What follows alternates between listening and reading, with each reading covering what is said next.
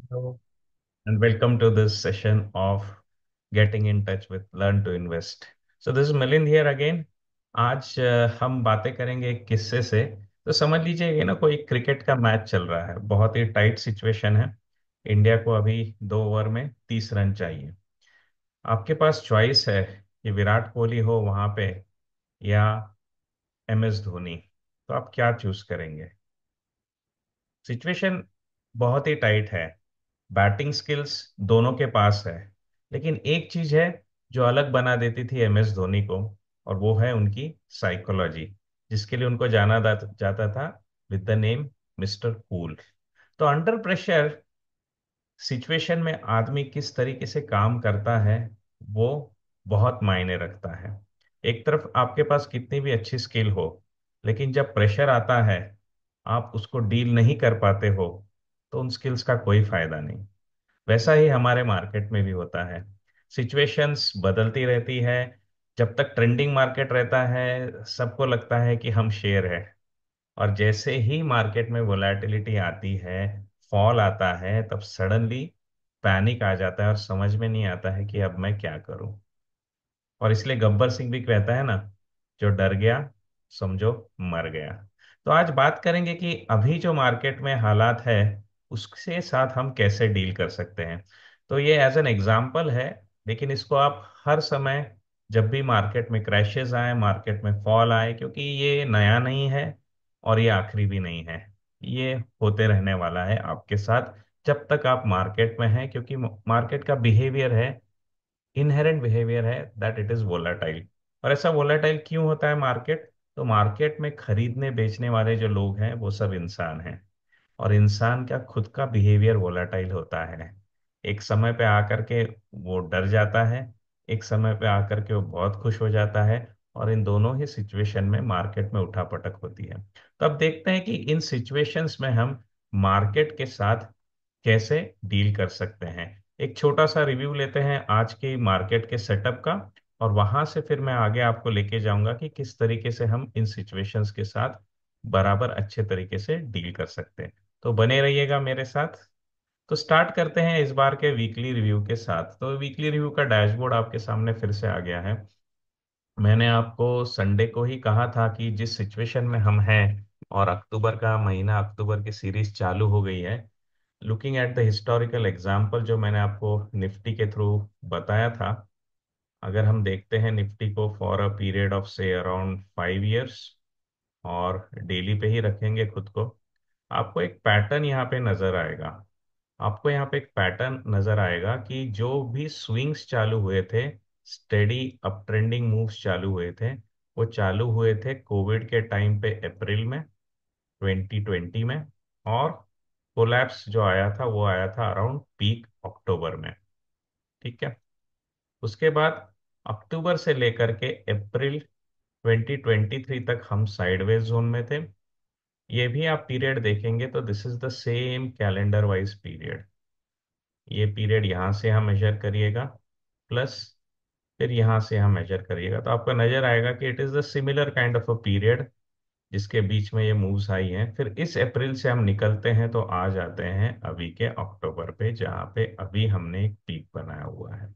तो इस just time spread को देख के भी मुझे लग रहा था कि अभी चांसेस है कि अक्टूबर के बाद शायद हमारा मूड थोड़ा बदलेगा, थोड़ा शायद हम साइडवेज जाएंगे या गिर भी सकते हैं। वैसे मैं प्रेडिक्ट कभी नहीं करता हूँ, सिर्फ एक नजर रखता हूँ निफ्टी के ऊपर कि किस तरीके से हम चल रहे हैं और वहां से क्या मूव्स आ सकते हैं।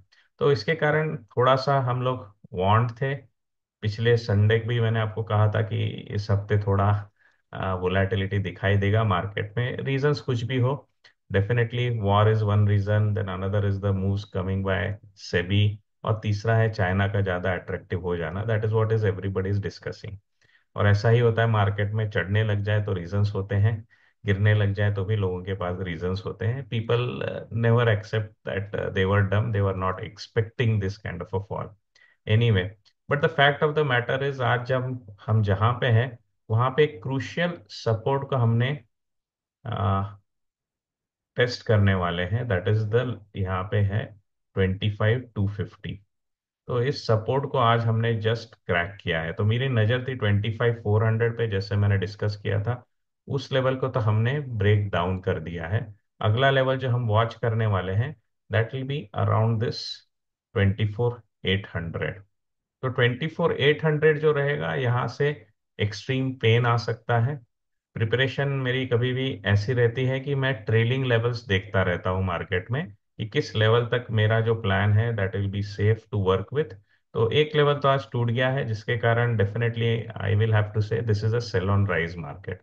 अभी ऐसा होगा कि जब भी मूवमेंट ऊपर की तरफ आएगी तो बिकवाली आने के चांसेस ज़्यादा है। और इससे भी अगर हम और टूट गए, 24,800 के नीचे चले गए, तो मैं तो आपको बोल दूंगा कि this is not going to be a buyers market. ये मोमेंटम चेजिंग का मार्केट नहीं बचेगा। हमारी स्ट्रेटेजीज को हमको बदलना पड़ेगा। More towards bottom fishing, more towards looking for stocks which are recovering from the bottom rather than breaking out, right. तो इस सिचुएशन पे आज हम हैं। ओवरऑल सेक्टोरल रिव्यू देखते हैं तो मेजर पेन जो आया है वो आया हुआ है रियलिटी की तरफ से। सो सीएनएक्स रियलिटी, जिसने स्ट्रांग मूव्स दिए थे पिछले से पिछले हफ्ते, इट हैज कैपिचुलेटेड, टूट गया है। एंड फिर ऑटो एंड इंफ्रा, तो that is where the major pain is coming from, right. तो आज की सिचुएशन में हमको फोकस कहाँ करना है? तो फोकस करना पड़ेगा how to deal with this crash, as well as how does it really work out in the market in general. जब भी मार्केट में क्रैशेस आते हैं तो उनके साथ हमको कैसे काम करना पड़ता है। आगे मैं आपको ये भी दिखाऊंगा कि हमको प्लान करना पड़ता है स्टॉक्स के एग्जिट्स के लिए, तो उन एग्जिट्स को हम कैसे ट्रैक कर सकते हैं। एक सेट ऑफ स्कैनर्स भी देखेंगे कि आप खुद ये स्कैनर्स बना सकते हैं। आपके पास जितने भी स्टॉक्स हैं उनको ट्रैक करना है आपको, तो आप खुद भी ऐसे स्कैनर बना सकते हैं जिसके थ्रू आप एग्जिट मॉनिटरिंग करते रहिए, और अपने आप ये क्रैश का प्रॉब्लम आपका सॉल्व होता रहेगा। तो जान लेते हैं कि एक्चुअली मार्केट में इन क्रैशेस के साथ हमको कैसे डील करना पड़ता है। तो सबसे पहली बात है, हमेशा मान लीजिएगा कि मार्केट की जो बिहेवियर है वोलैटिलिटी की, that is an inherent behaviour. आप कुछ भी कर लीजिएगा, मार्केट जो है वो वोलाटाइल रहने वाला है। आप कंप्लेंट करके उसके अगेंस्ट कुछ नहीं होने वाला है, रादर हमको एक्सेप्ट कर लेना है कि मार्केट में वोलैटिलिटी आती है। मार्केट में ऐसे प्रॉब्लम वाले पीरियड आते हैं जहां पे कि क्रैश हो जाता है। रीजंस कैन बी एनीथिंग, कोई भी इवेंट्स इसको कॉज कर सकता है। But we have to be always prepare. मैं कहता हूँ ना, द बेस्ट वे मार्केट में तैयार रहने का बेस्ट वे क्या रहता है, आपकी इमोशनल स्टेट है ना, that should always be cautiously optimistic. The best state of mind जिसके थ्रू हम मार्केट में डील कर सकते हैं, that is to be cautiously optimistic. सबसे पहली बात है कि इन्वेस्टर को ऑप्टिमिस्टिक रहना ही पड़ेगा। इनहेरेंट है, आपको ऑप्टिमिस्टिक रहना ही पड़ेगा, अदरवाइज इन्वेस्टिंग में आप आओगे ही नहीं। जिसको लगता है कि कंपनियां मुश्किलों से आगे जा सकती है, इकोनॉमी मुश्किलों से आगे जा सकती है, जिसको लगता है कि यहाँ पे पैसा बन सकता है, वो पॉजिटिव अप्रोच जो विजन है जिसके पास, वही बंदा मार्केट में आता है। लेकिन इस विजन के साथ हम ओवर राइड नहीं कर सकते हैं। We cannot just ride on this emotions that हम ऑप्टिमिस्टिक है, be positive, everything great will happen, but उसके साथ मोस्ट इंपॉर्टेंट चीज है, we have to be cautious also. हमको संभलना भी है, क्योंकि बड़ा विजन तो है, हम आगे जाएंगे, लेकिन उसके साथ क्या होता है, इंसान के पास आ जाती है काफी रिस्पॉन्सिबिलिटीज। फैमिली रिलेटेड एक्सपेंसेस रहते हैं, हेल्थ केयर रिलेटेड एक्सपेंसेस रहते हैं, एजुकेशन रिलेटेड एक्सपेंसेस रहते हैं, लाइफ इवेंट्स रिलेटेड एक्सपेंसेस रहते हैं, राइट। तो इसके कारण क्या रहता है कि एक तरफ ऑप्टिमिज्म है और दूसरी तरफ ये रिस्पॉन्सिबिलिटीज भी है। तो इस ऑप्टिमिज्म को अगर हम ओवरराइड कर दें, तो क्या हो सकता है कि डिफिकल्ट मार्केट में भी अगर हम पैसा लगाते रहेंगे ना, और एक्चुअली मार्केट अगर इन इवेंट्स के नजदीक क्रैश हो जाए, तो आपके पास पैसे कम पड़ जाएंगे। आपकी कैपिटल जो है वो अगर निगेटिव चली जाए कोई नियर द लाइफ इवेंट के करीब, then it will become very painful for you. और इसीलिए काफी लोग मार्केट को हेट कर देते हैं, क्योंकि जब उनको चाहिए था तब उसने पैसा नहीं दिया था।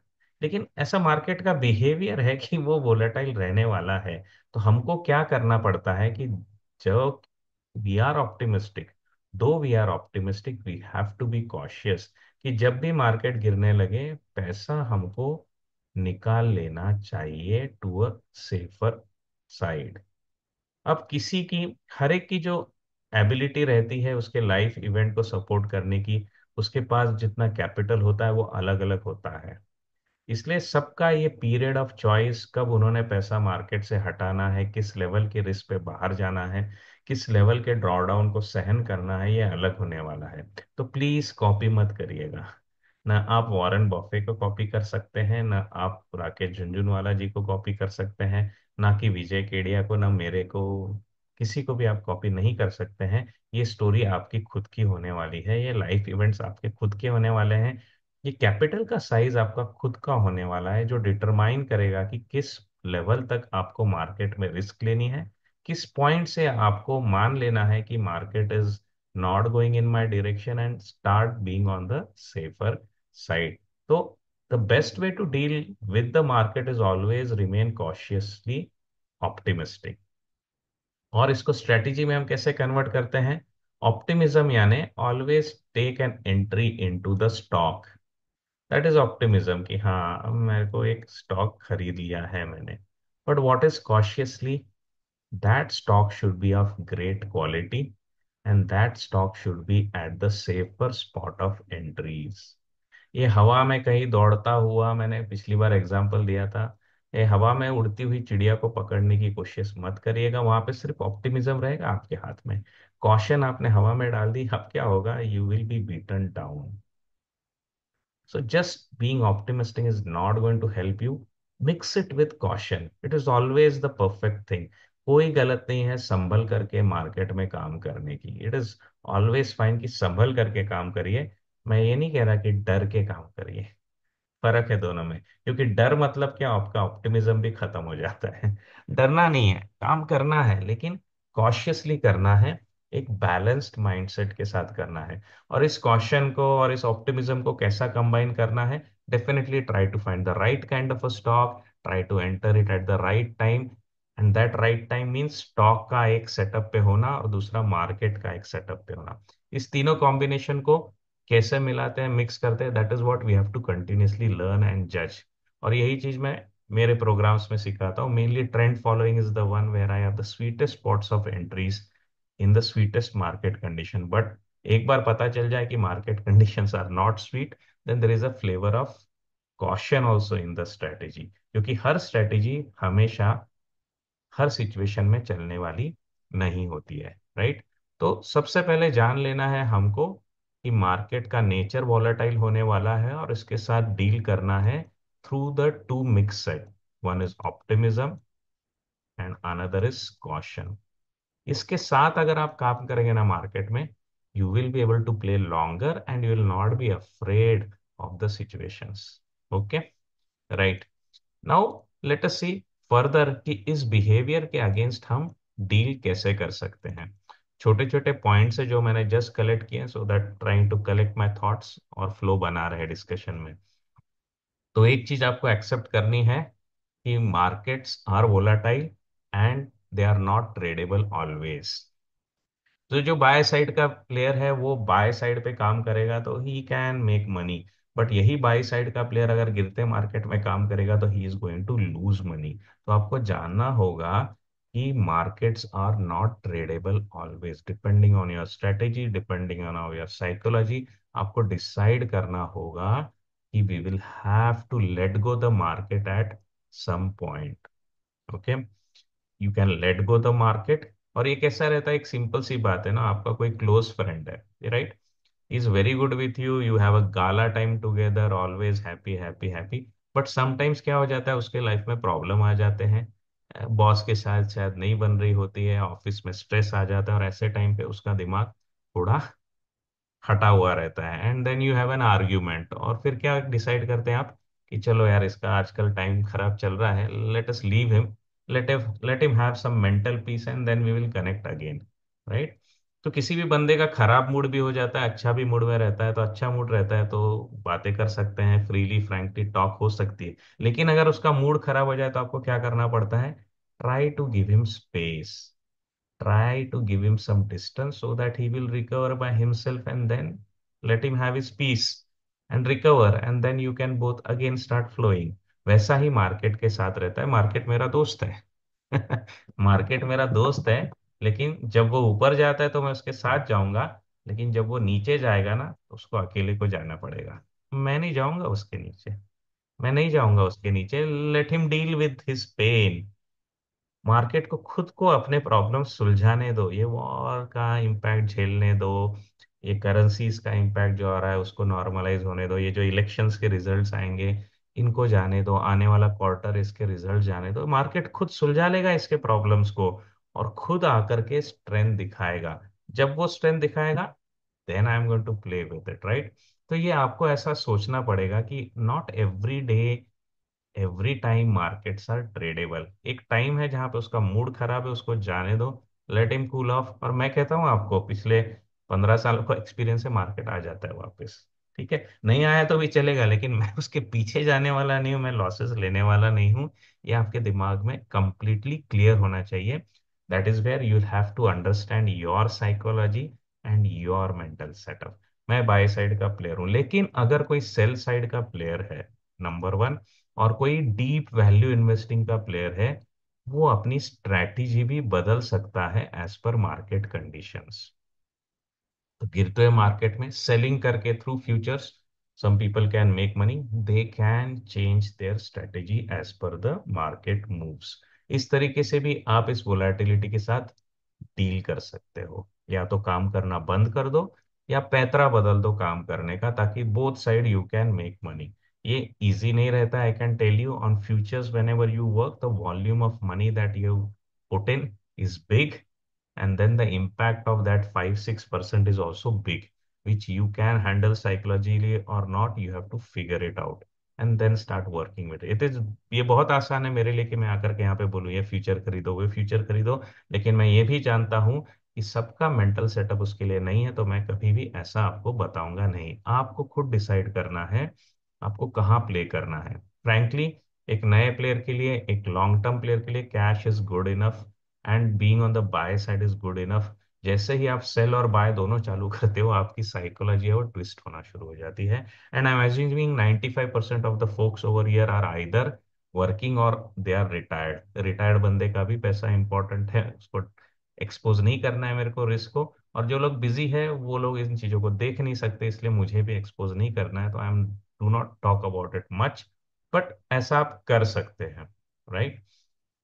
और मोस्ट इंपॉर्टेंट है how to deal with volatility में, do rules based planned exits. आप जहां कहीं पे भी एंटर करो, आपके पास क्लियर कट रूल्स होने चाहिए, जिसके बेसिस पे आप उस स्टॉक में से बाहर आएंगे। I would prefer keep technical analysis based exit points, क्योंकि वो बहुत ही ऑब्जेक्टिव बेस्ड होते हैं। फंडामेंटल्स रखना, बहुत कुछ एम्बिग्यूटी आ जाती है, तो चैलेंजेस आ जाते हैं। और दूसरा है कि you cannot track them that easily, so try to keep them based on technical analysis. आपके एग्जिट्स जो है वो काफी हद तक आप अच्छे से मैनेज कर पाएंगे, राइट। तो ये हो गया एक प्रैक्टिकल सेंस मेरे को लेना है मार्केट में, इस वोलेटिलिटी से कैसे डील करना है। सबसे पहले समझ लीजिए वोलेटिलिटी आने वाली है, मार्केट आपके अगेंस्ट जाएगा तो उसको छोड़ देना है, अपनी साइकोलॉजी को संभालना है। मार्केट के अकॉर्डिंग आप आपकी स्ट्रेटेजीज बदल सकते हैं, और हमेशा रूल्स बेस्ड रहिए, ताकि on the day of panic you will not panic. आपका फोकस आपकी स्ट्रेटेजी पे रहेगा। जैसा मेरे तुम्बाड़ के वीडियो में मैंने बताया है कि कितना भी शोरगुल हो, मेरा ध्यान मेरी रूल बुक के ऊपर होना चाहिए। लेकिन फिर एक्चुअली कौन सी इमोशंस है जिसके कारण आदमी फंस जाता है मार्केट में on the day of crash, वो एक छोटा सा ब्रीफ में आपको बताता हूँ। तो जितना मेरा एक्सपीरियंस है, on the day of crash जब मार्केट करेक्ट होता है, तो दो टाइप के इमोशंस आपको नुकसान पहुंचाते हैं। एक होता है डर, पैनिक, और दूसरा होता है आपका ईगो। पैनिक में क्या होता है, आदमी सोच लेता है कि अब तो मार्केट गया मेरे हाथ से, सबके सब स्टॉक्स बेच करके बाहर आ जाता है। All is winners as well as all is losers. ऐसा किया तो भी ठीक है। कुछ लोग पैनिक में उल्टा करते हैं, जहां कहीं भी प्रॉफिट मिल रहा है उसमें से निकल जाते हैं, लॉस वाले पकड़ के बैठ जाते हैं, और ऐसा करके वो लॉन्ग टर्म इन्वेस्टर बन जाते हैं मार्केट में, राइट। तो ये फियर आपको कंट्रोल करना है, फियर में बोथ साइड्स आपको कंट्रोल करनी है। एग्जिट्स जो है उनका डिसीजन आपको आपकी इमोशनल स्टेट में नहीं लेना है, उसको आपको कंट्रोल करना पड़ेगा। और क्यों फियर हमारे ऊपर एक्ट करता है, क्यों उसका नेगेटिव इम्पैक्ट होता है, वो भी एक ब्रीफ सा मैं अभी आपके साथ डिस्कस करूंगा। दूसरा इमोशन है जो आपको हर्ट कर देता है इन अ क्रैकिंग मार्केट इज ईगो। हार मानने के लिए दिल तैयार नहीं होता। एबीबी बहुत अच्छा स्टॉक है, सीमेंस बहुत अच्छा एमएनसी है, सीमेंस के पास इतने सारे मेट्रो के ऑर्डर्स हैं, LNT amazing company, great business है।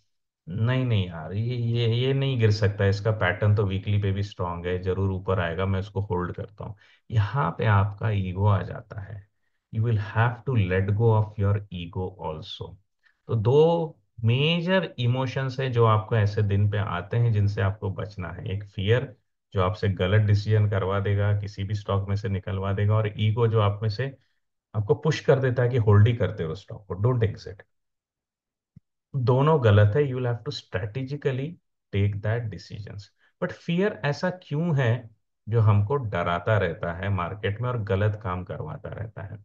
तो इसका ना, फियर के लिए मैं आपको एक थोड़ा सा डाइवर्जन ले लेते हैं।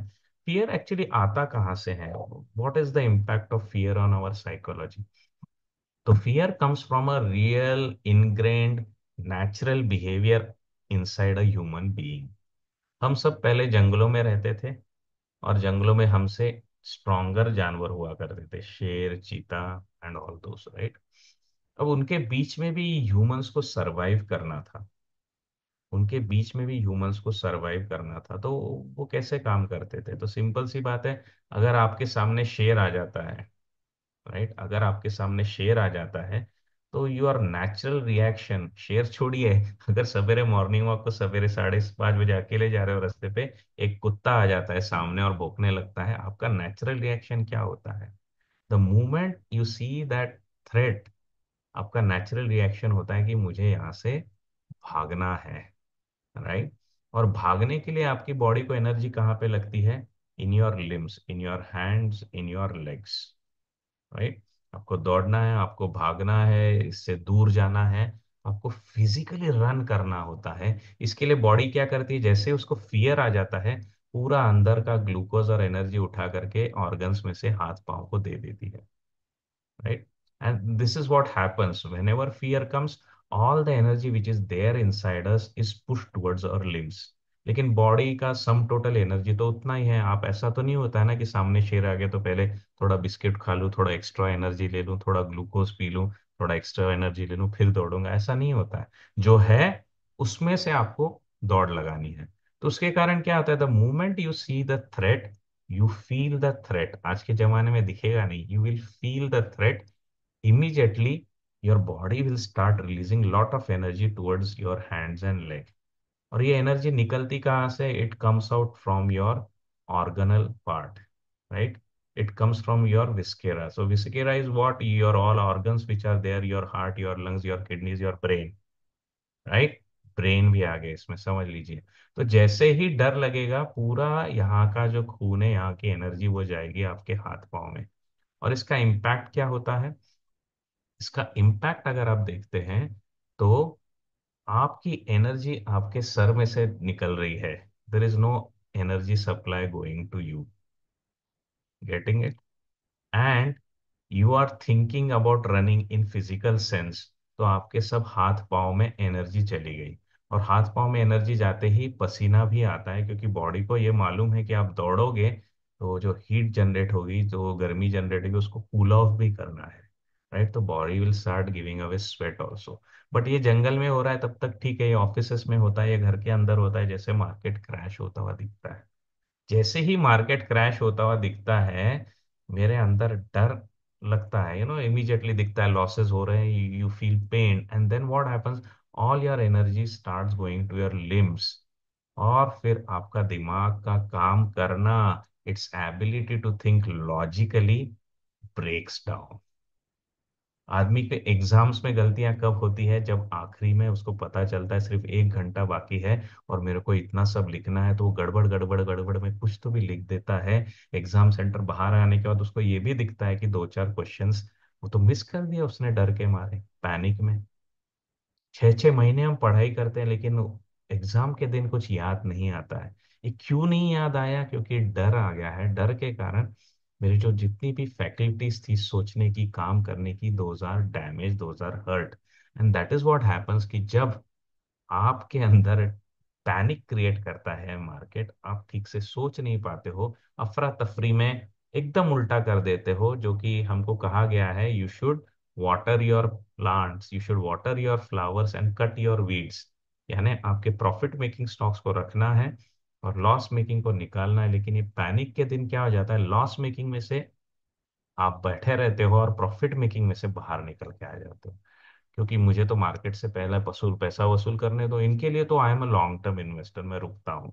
और क्या हो जाता है, तो स्ट्रॉन्ग स्टॉक से वो पोर्टफोलियो में से आप बाहर आ गए और वीकर स्टॉक्स आपके पोर्टफोलियो में पड़े हुए हैं, that will all keep on compiling losses for you, right? So this is what is an emotional impact of fear, right? इसके बारे में अलग वीडियो भी बनाएंगे, उसमें भी डिस्कस करेंगे। बट मोस्ट इंपॉर्टेंट पार्ट ये आपको समझना जरूरी है कि फियर का ऐसा रिएक्शन क्यों होता है। क्योंकि आपको एक बार समझ गया ना कि ये फियर है, ये इमोशंस का ये इम्पैक्ट है, इससे ये नुकसान होता है, तो आप कोशिश करोगे इसको मैं आइडेंटिफाई करूँ और इसके ऊपर मैं काम करूँ, राइट?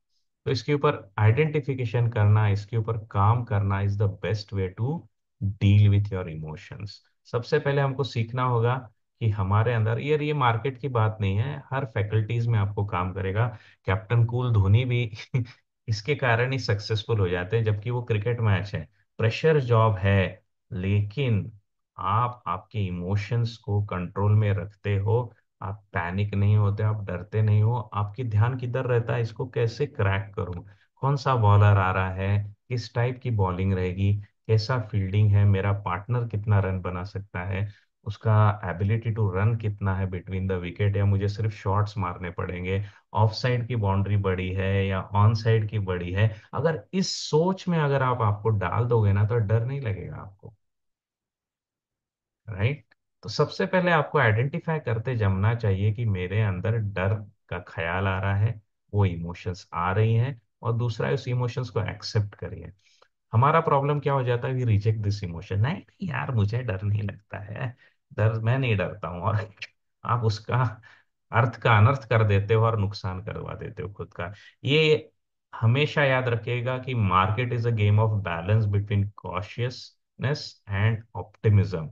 आशावादी रहना और संभल संभल के काम करना, इन दोनों का कॉम्बिनेशन है मार्केट, राइट? तो इमोशन को एक्सेप्ट करिए। हाँ, कॉशन के लिए फियर भी जरूरी है, थोड़ा बहुत समझना तो चाहिए ना कि हाँ अभी डर लग रहा है तो सिचुएशन खराब है, अभी थोड़ा संभल के मेरे को काम करना है, राइट? तो इस तरीके से हमको हमारे इमोशंस को एक्सेप्ट भी करना है और उनको, उनके साथ डील करना है। अब डील करना, कैसे डील करेंगे हम मार्केट में हमारे इमोशंस के साथ? So this is what we will have to actually do that, we have to be always prepared for a crash। Market में, जैसे मैंने आपको कहा, सबसे पहले एक्सेप्ट कर लेना है कि यहाँ पे वोलेटिलिटी आएगी, इस वोलेटिलिटी के साथ मेरे को काम करना। बिहेवियर जो है मार्केट का, इसके साथ हमको प्रिपेयर्ड रहना बहुत जरूरी होता है। हम ऑप्टिमिस्टिक है, हमको हमेशा लगता है कि मार्केट में पैसा बनेगा, लेकिन आजू बाजू जो कंटेक्चुअल सिचुएशन है उसके साथ भी हमको एक समन्वय बना के रखना पड़ता है कि मार्केट किस सिचुएशन में है। जैसे आज सिंपल सी बात बताता हूँ कि चाइनीज मार्केट जो है वो क्रैश कर करके इस पॉइंट पे है आज, और इंडियन मार्केट कहाँ है, वो चलते चलते चलते इस हाइट पे है। तो आपको समझ में आना चाहिए कि रिस्क कहाँ पे है। रिस्क यहाँ पे बनी हुई है, यहाँ पे हमको काम करना बंद करना चाहिए, मैं ऐसा कभी नहीं बोलूंगा। यहाँ पे हमको we will have to deal with more caution. उसके अगेंस्ट चाइनीज जो मार्केट है, that is at a more safer level. यहाँ पे सेफ्टी है, इसलिए मैंने आपको पिछले हफ्ते बोला था कि आप नजर रखिए हैंगसेंग के ऊपर। और हैंगसेंग में मैंने आपको ब्रेकआउट भी ढूंढ के लिया, दे के दिया था, जहां से अभी हम 30% अबव खड़े हैं। ये क्यों किया था? क्योंकि मेरे बॉटम फिशिंग प्रोग्राम का ये अप्रोच होता है कि जब भी मार्केट क्रैश हो तो बेटर अपॉर्चुनिटी कहाँ है उसके ऊपर एक नजर होनी चाहिए। और उसमें का एक इजी अप्रोच है कि ग्लोबली डाइवर्सिफाई करिए अपने आप को। ओके। बॉटम फिशिंग का ये इंपॉर्टेंट कंसेप्ट है जो उस कोर्स में मैं कवर करता हूँ कि one way of hedging yourself from Indian market is try to look towards other market. और फॉर्चुनेटली अभी हमारे पास ऐसे टूल्स हैं जिसके through as a normal investor retailer also we can invest into them. तो that is one of the approach that we took. लेकिन ये समझना बहुत जरूरी है कि मार्केट किस टाइप पे ओवर हीटेड हो गया है, जरूरत से ज्यादा स्ट्रेच हो गया है। इसके लिए सिंपल सा पैरामीटर आप हमेशा याद रखिएगा कि निफ्टी जब भी 70 के ऊपर जाता है आरएसआई, वो भी वीकली में, वीकली में जब भी हम आरएसआई 70 के ऊपर जाते हैं तो एक छोटी सी बात याद रखेगा दिमाग में कि अब जाकर के मेरे को कॉन्शियस रहना है कि मार्केट में करेक्शंस आ सकते हैं। जैसे मैं यहाँ पे 5 साल का लेता हूँ, वीकली ले रहे हैं निफ्टी को, और एक आरएसआई यहाँ पे प्लॉट कर देते हैं, तो आपको दिखेगा कि मार्केट जब भी आरएसआई 70 के ऊपर गया है, आरएसआई 70 के ऊपर गया है, वहां पे उसने टॉप्स बनाने शुरू कर दिए हैं। तो इसका सिंपल से इंफॉर्मेशन को आप हमेशा नजर में रखिएगा कि जब भी वीकली आरएसआई हमारा 70 के ऊपर चला गया है, that is the place where it starts going sideways और it comes down correcting also. तो वैसा ही सिचुएशन अभी यहाँ पे बना हुआ है। तो एक नियर टर्म में देखते हैं इसको, 2 इयर्स में। Now you can observe over here, यहाँ पे सिचुएशन वैसी ही बनी हुई है कि हम आरएसआई 70 के ऊपर है और हमको कॉशियस रहना है।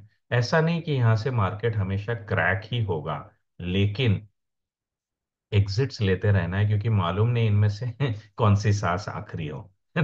मार्केट और इंसान का ऐसा ही है कि कौन सी सांस आखिरी है पता नहीं चलता है। वैसा ही मार्केट में भी है कि कौन सा हमारा क्रॉस डाउन जो है वो आखिरी है, यहाँ से लंबा स्टिलनेस आने वाला है, लंबा करेक्शन आने वाला है, ये हमको पता नहीं रहता उस मोमेंट पे। लेकिन संभल के रहना है कि अगर हम 70 के ऊपर आरएसआई आ गए तो ओवर हीटेड है, भाई करेक्शन आ जाए तो जल्दी से जल्दी पोटली बांध के हमको यहाँ से निकल लेना है। मैंने जो बोला है कि दोस्त का मूड खराब हो रहा है, ज्यादा झगड़ो मत उसके साथ, वहां से निकल लो। तो सबसे पहले ये समझ लो। दूसरा समझ लो कि इस एक्सुबरेंस और ओवरहीट के बीच में कौन कौन से इवेंट्स पाइपलाइन में हैं। जैसे आजकल तो ये वॉर जो सामने है चल ही रहा है। दूसरा आ जाता है मेजर इवेंट जो इंडिया में इम्पैक्ट करता है, वो इलेक्शंस है। दूसरा है आरबीआई के रेट्स कैसे मैनेज होते हैं ये, राइट, ग्लोबल लेवल पे जो यूएसए के रेट्स हैं हमारे, that is what keeps on impacting us. तो इन चीजों के ऊपर एक नजर रखिएगा कि इनके इर्द गिर्द मार्केट में शेकआउट्स आ सकते हैं। और regulatory is another threat that I see in Indian market nowadays. Too much of regulation is also not good. उसका ये साइन है, आप घड़ो घड़ी आकर के ट्वीक करते रहेंगे, कभी ये रूल कभी वो रूल, तो मार्केट में आप डिस्टरबेंस क्रिएट करोगे, वोलेटिलिटी क्रिएट करोगे। मैं हमेशा समझता हूँ कि जो ये होते हैं रेगुलेटर्स होते हैं, they should never become a page 3 players. यानी they should not try to create hype around themselves as an individual. They should work purely towards regulation in a discipline manner. The moment any regulator starts playing to the music of the public कि मुझे उसके सामने आना है, उसको मेरा presence दिखाते रहना है, हमेशा that will lead to a lot of volatility in that regulatory area. बहुत सिंपल से एग्जांपल से इसके, you can look at RBI governors who were very fond of lot of public attention, how they cause disturbances, right? Finance ministers भी हैं जो over active रहते हैं, दिखाना चाहते हैं उनका प्रेजेंस, वो भी डिस्टरबेंसेस ही कॉज करते हैं। इलेक्शन कमिश्नर्स भी आपने इंडिया में देखे होंगे जो डिसरप्शंस ही क्रिएट कर देते हैं। तो ऐसी कोई भी पब्लिक पर्सनैलिटी है जो कोई बड़ा ऑफिस होल्ड करती है, अगर वो अपने आप को kind of try to remain too engaged with the public, that is going to create disruptions। तो ऐसी चीजों को आप ऑब्जर्व करिए। If a regulator is very silent, if is very focused on his work, it is going to cause less disruptions। but if somebody is playing to the music every other day, tweaking this tweaking that, तो ये गाड़ी को हिलाने वाला है। तो ऐसी situations को आपको समझना पड़ेगा कि मार्केट को इन्फ्लुएंस करने वाले कौन कौन से रेगुलेटर्स हैं। उनके ऊपर ध्यान दीजिए कि कौन इनमें से है जो ज्यादा चल विचल है, ज्यादा चंचल है, वो आपको इम्पैक्ट करेगा। Try to look at them. तो ये समझ लिया मार्केट में ऐसा हो सकता है, ये सिचुएशन से हमको थ्रेट है। उसके अगेंस्ट मोस्ट इंपॉर्टेंट है कि आपकी रूल बुक वेरी क्लियर होनी चाहिए, क्योंकि काम तो हम स्टॉक के ऊपर करने वाले हैं। तो राइट समय पे एंट्री लेना बहुत जरूरी है, क्योंकि मार्केट वोलेटाइल होगा ना, तो जो स्टॉक्स बेस पे है उनको थोड़ा सा ही हिलाएगा। They will fall slowly. सबसे फास्ट कौन गिरेंगे? जो बहुत दौड़े हुए हैं। तो इसलिए जितना हो सके एंट्रीज यहाँ पे रखिएगा, जहां से आपको स्टॉप लॉसेस हिट होने के लिए टाइम भी लगेगा, आपको बाहर निकलने के लिए टाइम भी मिलेगा। अगर आप एंट्री ही इतना दूर भागे हुए स्टॉक पे करेंगे तो आपके समझने से पहले ही आपके लॉसेस हिट होने चल जाएंगे। तो एंट्री समझना जरूरी है। दूसरा, जब भी क्रैशेस आएगा, focus on your stocks, focus on your setups. कौन से सेटअप्स है, मैं सिंपल एग्जांपल्स आपको अभी दिखाऊंगा थोड़ी देर में। I think will create a simple dashboard also, ताकि आप लोगों की प्रैक्टिस भी हो जाएगी। और उनको बना करके सिंपली मॉनिटर करिएगा कि आपके पोर्टफोलियो में किस स्टॉक को ये हिट कर रहा है, वहां से आप निकल आइएगा। राइट। और another big way of dealing with crashes is very good risk management. जैसे जैसे मार्केट ओवर हीट हो जाएगा, कम पैसा लगाइए मार्केट में, स्टॉक्स में कम लगाइए, ईटीएफ में हिला दीजिए उनको, या उनको गोल्ड में डालिए, या इवन एफडीज क्रिएट करिए, क्योंकि मार्केट ओवर हीटेड है। और जैसे ही मार्केट करेक्ट होगा, bring that money in, try to take major exposure. तो ये एक्सपोजर के थ्रू भी आप आपका रिस्क मैनेजमेंट कर सकते हैं। एक क्रैश के लिए आप आराम से प्रिपेयर्ड रह सकते हैं। सो this is how basically overall आप जो है मार्केट में जो क्रैश आने वाला है उसके लिए अपने आप को प्रिपेयर कर सकते हैं। नंबर वन, नजर रखिएगा कि मार्केट कहाँ है, ओवर हीटेड है तो वहां पे संभलिए, अलर्ट रहिए। नंबर टू, पाइपलाइन में कौन से इवेंट्स है वहां पे नजर रखिए, उनके इवेंट्स के इर्द गिर्द तैयार रहिए एक्शन लेने के लिए। नंबर थ्री, हमेशा स्टॉक्स में सेफ लेवल पे एंट्री करिए, स्ट्रेच लेवल पे कभी मत करिएगा। अगर आप समझना चाहते हैं कि कौन सी लेवल सेफ है जहां पे रिस्क नहीं है, तो जरूर मेरे साथ कांटेक्ट में रहिए। You can always join me on any of my turtle program और ब्रेकआउट प्रोग्राम्स और बॉटम फिशिंग प्रोग्राम, जहाँ पे हमारी नजर हमेशा सेफ्टी पे पहले रहती है। Safety plus strength gives me money in the market, but उसमें सेफ्टी प्रोमिनेंटली इंपॉर्टेंट है। वो सेफ्टी कैसे बिल्ड होती है, वो सब मैंने उन प्रोग्राम्स में डिस्कस किया हुआ है। इस महीने हमारा प्रोग्राम जो होने वाला है अक्टूबर में, that will be on breakout momentum strategy and bottom fishing strategies. दोनों स्ट्रेटेजी में आपको पता चलेगा कि सेफ लेवल्स कहाँ पे है, जहाँ पे मैंने अच्छी एंट्री ले ली तो वो बेस पे रहेगी। स्टॉक के टूटने के चांसेस कम है, ऊपर जाने के चांसेस ज्यादा है, ताकि क्रैश में आई will be in a resilient situation. मेरा पोर्टफोलियो ज्यादा हिलना नहीं चाहिए। ज्यादा हिल गया तो मैंने गलत लेवल्स पे एंट्री करके रखी है, तो ये समझना बहुत जरूरी है। फिर एक करेक्ट लेवल पे हमको एग्जिट्स लेने हैं। एग्जिट्स लेते समय बहुत ही इमोशनलेस रहना पड़ता है। Most pragmatic approach you have to take in the market is when it is a time to exit. वहां पे आप कुछ डिसाइड मत करिए, सिस्टम बोल रहा है निकल जाइए, that is what my rule. जो सलमान खान का डायलॉग है ना, अगर सिग्नल मिल गया तो मैं खुद की भी नहीं सुनता, तो वही हमको वहां पे अप्लाई करना है। क्योंकि गब्बर सिंह ने भी कहा है, जो डर गया वो मर गया। तो हमको डरना नहीं है। मार्केट में हमको धोनी की तरह मिस्टर कूल बने रहना है कि ये रिस्क है, ऐसी सिचुएशन है तो इसके अगेंस्ट में ऐसे प्लान करूंगा, तो I will be able to work around with this situation. That is how we will be able to plan. अभी हम क्या करेंगे, we will go and build some scanners.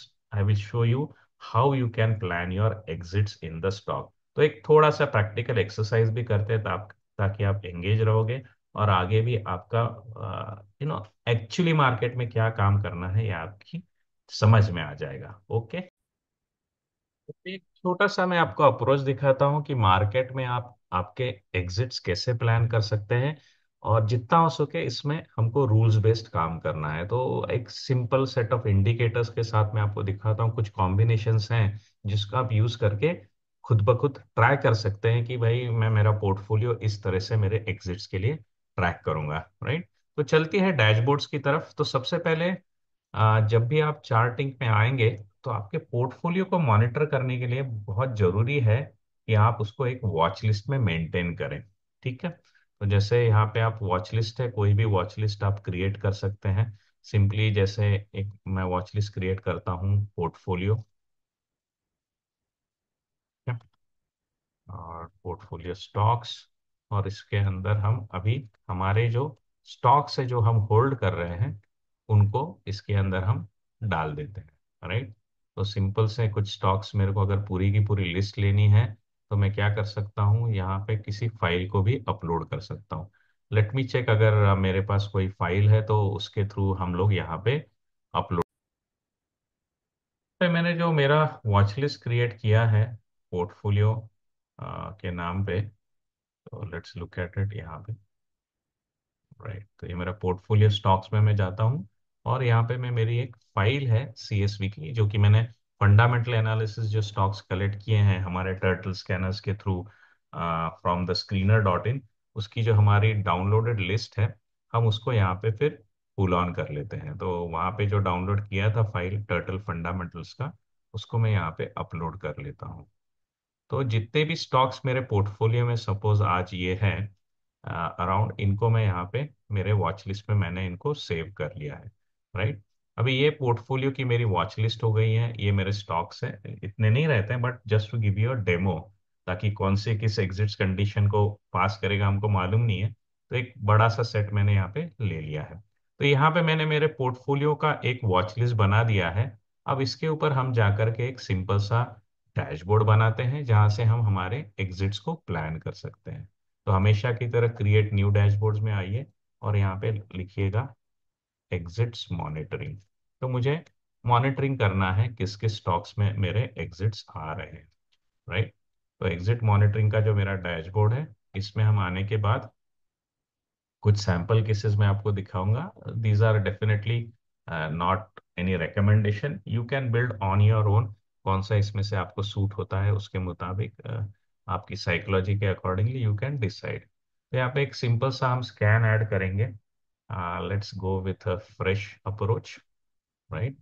Column ले लेंगे, तो कॉलम इस केस में मेरे रहेंगे जैसे आज इस स्टॉक में कितना चेंज आया है, कितना प्राइस यहाँ पे करेक्ट हुआ है, तो वो मैंने लिया है चेंज, राइट। दूसरा मैं ले लूंगा कि इस स्टॉक के अंदर इसका अभी सपोज मेरे को देखना है इसका आरएसआई कितना चल रहा है, राइट। मैं सोच रहा हूँ कि इसको आरएसआई के ऊपर से मैं डिसाइड करता हूँ इस स्टॉक में से मेरे को एग्जिट करना है, राइट। तो यहाँ पे मैं मेरा डेली आरएसआई लिख देता हूँ, क्योंकि मैंने आरएसआई से डिसाइड किया है कि मुझे किस पॉइंट पे इस स्टॉक में से निकलना है, राइट। और फिर एक्स्ट्रा इंफॉर्मेशन के लिए let's keep on sector also, ताकि मुझे पता चले कि किस सेक्टर में ज़्यादा गिरावट आ रही है। तो तीसरा मैंने ले लिया है, ये है मेरा सेक्टर। ओके, तो ये जो सेक्शन रहता है कॉलम्स, इसमें मेरे आउटपुट आ जाते हैं डैशबोर्ड्स के। फिर फिल्टरिंग क्राइटेरिया मेरा सिंपल सा रहेगा कि यहाँ पे मेरे स्टॉक ने ना RSI 40 को नीचे की तरफ ब्रेक कर दिया है, क्योंकि RSI 40 टिपिकली साइन होता है कि पूरा का पूरा स्ट्रक्चरल आपका ब्रेकडाउन हो गया है। तो सिंपल सा क्लॉज मेरा ये रहेगा कि मेरा आज का जो RSI है स्टॉक का, डेली RSI जो मेरे स्टॉक का है, that has gone below, crossed below लेना है नंबर 40। यानी वो स्टॉक्स जहां पे आज RSI 40 नीचे की तरफ ब्रेक हो गया है, that is what I want to really exit today. ठीक है, ग्रुपिंग में हम क्या करेंगे, we will try to exit in the stocks which are following the most. तो सबसे ज्यादा गिरने वाले स्टॉक में से मुझे ज्यादा निकलना है, तो मैं यहाँ पे असेंडिंग ऑर्डर में डाल दूंगा, ताकि सबसे ज्यादा गिरा हुआ स्टॉक टॉप पे आएगा। क्लियर है। तो ये मेरे कॉलम्स हो गए हैं। Simply I am going to track percentage कितना स्टॉक गिरा है, फिर RSI उसका कितना है आज की तारीख में, इज इट रियली बिलो 40, वो चेक कर लूंगा किस सेक्टर से है। इसके मुताबिक मैं वहां से एग्जिट्स ले लूंगा। फिल्टर में सिंपल क्राइटेरिया है मेरा, डेली RSI 40 के नीचे गिर गया है क्या, और फिर मैं इसको सॉर्ट कर लूंगा to show me all the stocks where I have to exit. ठीक है, और यहाँ पे मैं एग्जिट को टाइटल दे देता हूँ, एग्जिट बाय RSI स्ट्रेटेजी है ये हमारी। ठीक है,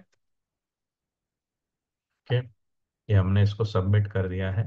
तो अब मुझे ये बता रहा है कि ये जो स्टॉक्स हैं इनमें से आज मेरे को एग्जिट ले लेना चाहिए था। एक बहुत अच्छा स्टॉक यहाँ पे आया जिसने बहुत अच्छी रैली दी थी, नुवामा।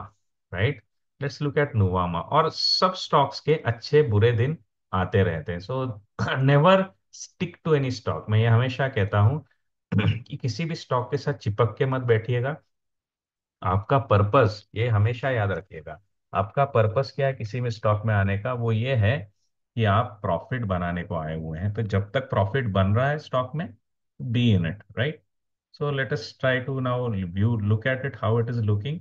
तो यहाँ पे आपको दिखेगा नुवामा का चार्ट है। काफी अच्छी रैली इसने दी थी, लेकिन अभी ये RSI 40 के नीचे चला गया है। तो यहाँ से टिपिकली मैं एग्जिट ले लूंगा। थोड़ा लॉन्ग टर्म का चार्ट आपको दिखाता हूँ। तो आपको दिखेगा स्टॉक ने बहुत अच्छा परफॉर्म किया है साल भर में। 2325 से लेकर के स्टॉक गया है 6169, यानी अराउंड 3x हो चुका था ये स्टॉक। लेकिन एग्जिट करना है तो एग्जिट करना है, you should never be married to a stock. Okay, so this is how एक सिंपल सा मेरा एक स्ट्रेटेजी बन गया है कि अभी मैं यहाँ से RSI 40 पे मैं एग्जिट ले रहा हूँ, राइट? अगर इनमें से किसी भी क्वेरी के ऊपर आपको कुछ भी क्वेश्चंस है, you can definitely get in touch with me on my Twitter handle. I will be happy to respond over there, as well as आपको RSI का एग्जिट्स कैसा पसंद आया कि नहीं आया, ये डेफिनेटली कमेंट्स में लिखिएगा, क्योंकि मैं आपके कमेंट्स पढ़ता रहता हूँ।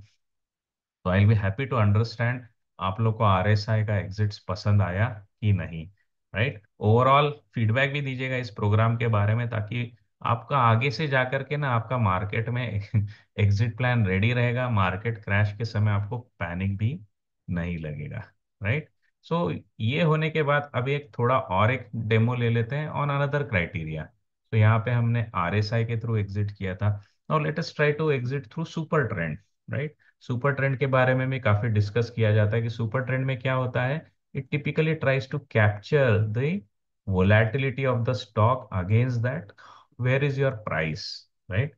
अगर प्राइस एक वोलेटिलिटी की रेंज को तोड़ करके बाहर या जा रहा है, तो इसका मतलब है कि उसने उसकी डायरेक्शन बदल ली है। अगर एक रेंज के अंदर वोलेटिलिटी चल रही है तो हम समझ सकते हैं कि it is still on track, it is up trending और it is down trending. But अगर उसने उस वोलेटिलिटी को छोड़ करके अगर ब्रेक डाउन या ब्रेकआउट किया, तो सुपर ट्रेंड हमको बता देता है कि ये स्टॉक अभी डायरेक्शन बदल रहा है, better you should exit as per your plan, right?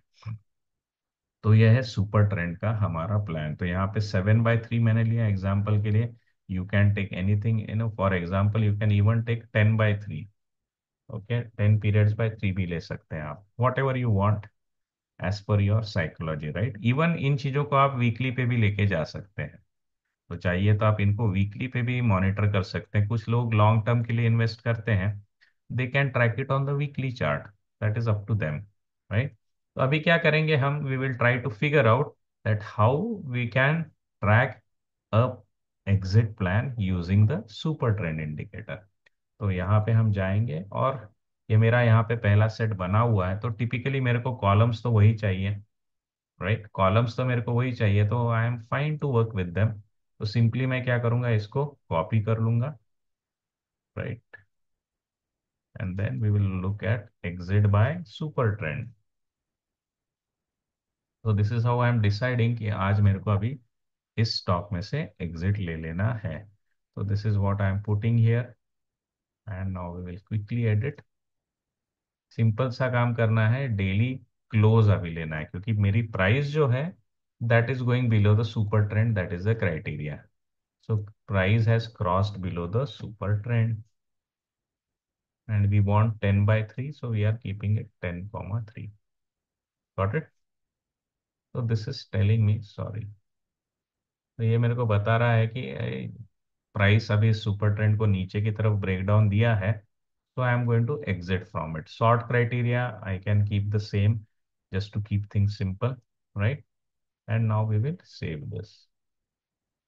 अब क्या आपको यहाँ पे दिख रहा है? आपको सीधा दिख रहा है कि इन स्टॉक्स के अंदर they have gone below the super trend, so you can plan for your exits. एक एग्जांपल ले लेते हैं, let me look at some good stock जो काफी रनअप भी दिया था, जेबी केम फार्मा और HFCL। टेलीकॉम में काफी अच्छा रनअवे रैली दिया था इसने। तो इसको डेली चार्ट्स पे लेते हैं, 6 मंथ्स डेली। सिंपली आपको ये बता रहा है, अगर आप इस रैली में होते थे सिर्फ आरएसआई सुपर ट्रेंड के रूल्स के साथ भी, तो आपकी एंट्री होती थी 111 पे। ये पूरे वोलैटिलिटी में you would not panic, that is the beauty. आप अगर रूल्स बेस्ड काम करेंगे तो वोलैटिलिटी का आपको डर नहीं लगेगा, till the time you are absorbing that volatility in the net, you are making money. लेकिन जब इस वोलैटिलिटी की रेंज को वो तोड़ देता है, सिंपली जाकर के उस दिन एग्जिट करना है। No panic, nothing thinking, just hitting. Right, ये स्लॉट में है एग्जिट्स के, एग्जिट्स मेरे को लेना है। तो आपका अराउंड 30% प्रॉफिट आप यहाँ पे आज बुक कर रहे हैं। Getting my point? So this is how you can plan for your exits by using super trend. Right, और कोई आपको एग्जिट का सैंपल दिखाऊं तो सिंपली और एक, आपको कोई भी एग्जिट प्लान करना है, कोई भी इंडिकेटर्स यूज करना है, तो सिंपली क्या करिए, चार्टिंग में जाइए और यहाँ पे आप कोई भी डिसाइड करिए आपको आज क्या यूज करना है। जैसे सपोज मैं यहाँ पे बॉलिंजर बैंड को यूज कर रहा हूँ, राइट। मैं बॉलिंजर बैंड का भी यूज कर सकता हूँ, कैसे? तो जैसे बॉलिंजर बैंड का मैंने स्प्रेड यहाँ पे दिखा दिया, मैं डेली चार्ट पे जाता हूँ ताकि इजी रहेगा। ओके, तो यहाँ पे मैंने बॉलिंजर बैंड का भी यूज कर सकता हूँ ना, क्योंकि बॉलिंजर बैंड भी बताता है कि जब तक मैं इस रेंज में हूँ I am pretty much safe, chances are there that I am going to get an up swing. But अगर बॉलिंजर बैंड का रेंज एक तरफ टूट गया, तो ये कंफर्म कर देता है कि हम यहाँ से हाई चांसेस है नीचे की तरफ गिरेंगे। यहाँ पे रिकवरी आ गया है, बट हमेशा ऐसा नहीं होता है। So you will have to be careful कि now my rally is done, I will plan for an exit. तो बॉलिंजर बैंड का हम कैसे प्लान करेंगे? Come here, just copy this, और अभी इसको नाम दीजिएगा एग्जिट बाय बॉलिंजर बैंड। आपका लाइफ मार्केट में इजी हो जाएगा if you start playing with the indicators. जितना हो सके आप इंडिकेटर्स के साथ काम करिएगा। ये मैं एग्जांपल्स दे रहा हूँ, अब आपकी खुद की स्ट्रेटेजीज पे जा करके भी इसको डिप्लॉय करते रहिएगा।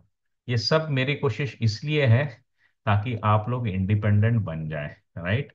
डेफिनेटली इसके अंदर बहुत फाइनर पॉइंट्स होते हैं जिसके थ्रू हम एग्जिट्स वगैरह प्लान करते हैं, ट्रैकिंग की स्ट्रेटेजीज होती हैं। अगर आप पूरी की पूरी स्ट्रेटेजी सीखना चाहते हैं, you can always approach my app, and my app is the learn to invest app. So you can always connect with me over there and you can pick up any programs that you want. तो here we go with Bollinger Band। तो Bollinger Band since मेरे को exit करना है जब मेरा lower band break हो रहा है, I'll put it over here। So my daily close has crossed below the Bollinger Band। Okay, अब Bollinger Band का एक्चुअली स्पेसिफिकेशन अलग रहता है, तो लेट मी क्विकली चेक। तो ये 10/3 दिखा रहा है, let me quickly check. That is not the case, it should be 22।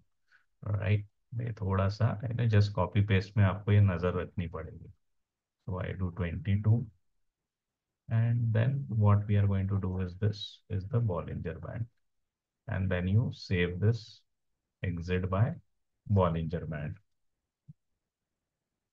okay, now we will save this, and ये रेडी हो गया आपका Bollinger Band का exits. Simply put, you can open any of the stocks and you will find them that उनका exit का point आ गया था, right. So this is how आप, आपको चाहिए वो इंडिकेटर लीजिए और उसमें आपके एग्जिट्स की स्ट्रेटेजीज का प्लान बनाते रहिए, and you will definitely feel that this is the way that we can deal with the market in a very easy way. कुछ भी पैनिक करे बगैर भी हम मार्केट में आराम से काम कर सकते हैं। तो ओवरऑल आपको ये प्लान कैसा लगा? आपको कौन सा इंडिकेटर ज्यादा पसंद है? अगर आपको आरएसआई पसंद आ रहेगा तो मेंशन करिए आरएसआई, सुपर ट्रेंड पसंद आ रहा है तो सुपर ट्रेंड, और बॉलिंजर बैंड पसंद आ रहा है तो Bollinger band. Just let me know in your feedback which is the strategy that you would like to pick up, and also give your feedback on the session।